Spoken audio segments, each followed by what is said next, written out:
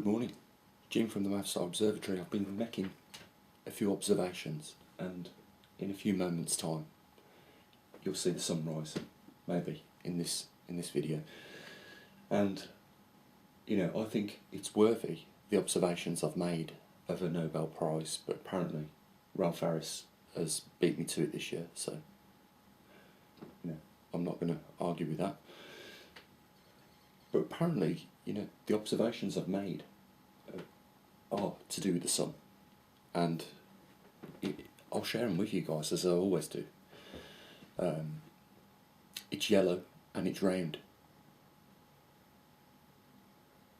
and I know what you're thinking, and you're quite rightly fair to do that. You're probably a little bit shocked of the observations I've made. And there's a link down there if you want to donate $50. Simple as that. I know what you're thinking. You're wondering what's in the box, and we're going to get to that in a little bit. We're going to talk about quantum physics, and a little bit later on there's some merchandise we're going to be selling, and we're also going to be taking a few samples of oxygen in the tree that I've put in the living room. We've got the oxygen meter here, which I'll just switch on and warm up right now to make them observations in just a few moments. Here we go.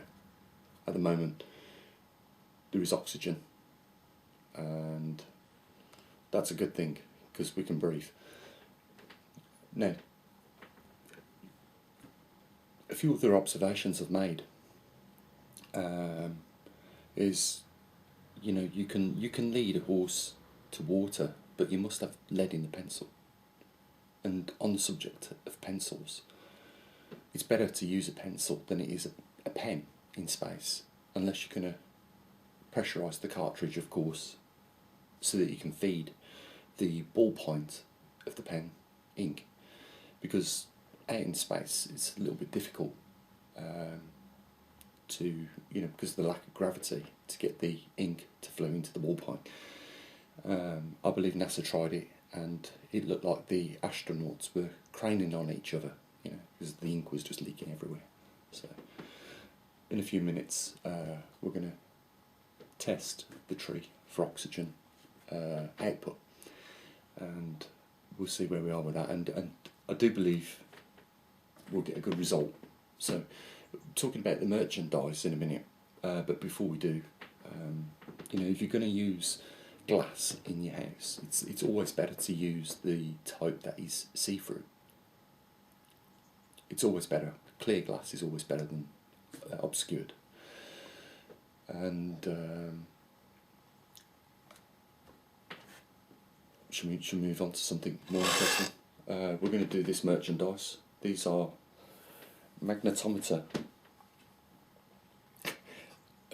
necklaces. They've actually been endorsed. I don't know if you can see the logo there. It's by Coco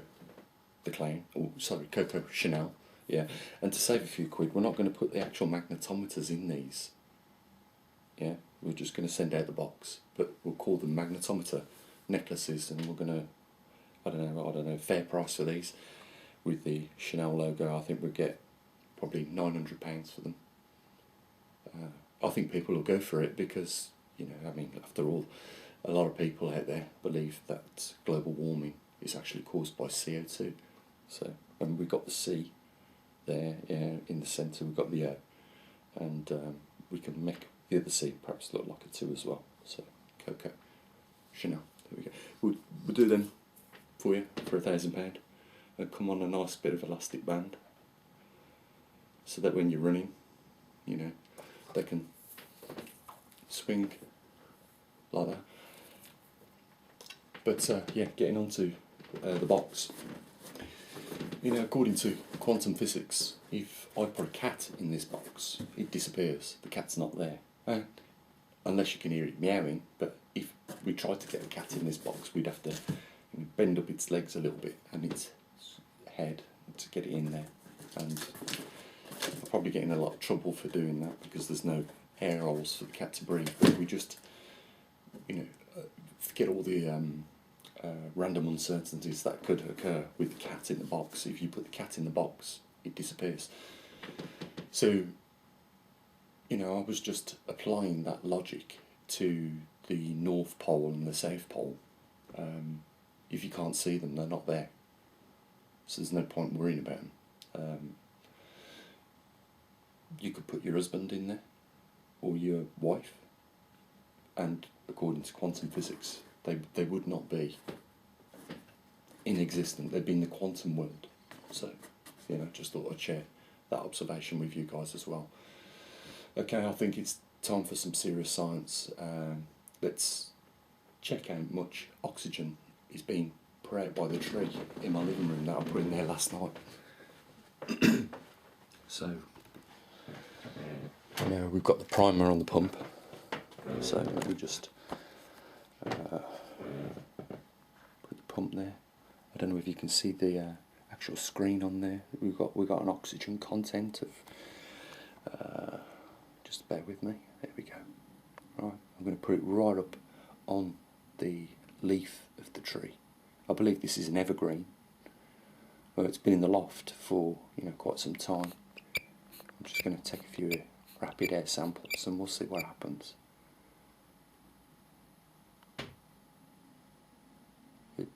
There is a little reduction there. 21.05.